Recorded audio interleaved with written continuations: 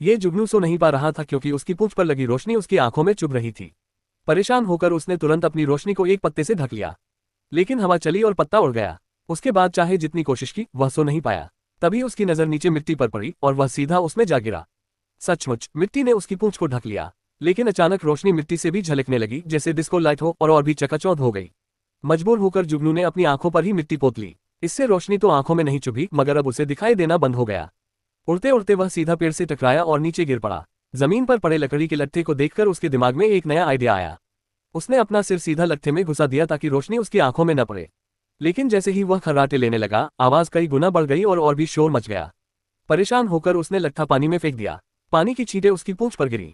तभी उसे पता चला कि उसकी रोशनी पानी से डरती है। वह फौरन पानी में कूद गया। सचमुच इस बार उसकी पूंछ की रोशनी बुझ गई। जुगनू ने सोचा अब आखिरकार वह आराम से सो पाएगा, लेकिन जैसे ही अंधेरा छा गया उसे डर लगने लगा। उसने कितनी भी कोशिश की, रोशनी दोबारा नहीं जली। घबराकर वह सीधा आसमान में उड़ गया और जाकर चांद की सीध में पहुंच गया। उसे लगा कि अपनी रोशनी वापस पाने के लिए उसे चांद तक जाना होगा। वह पूरी ताकत से ऊपर उड़ता रहा, मगर यह दूरी उसके लिए नामुमकिन थी। जल्द ही थककर वह नीचे गिरने लगा, लेकिन गिरते समय हवा और उसकी पूंछ की रगड़ से अचानक उसकी रोशनी फिर से जगमगाने लगी।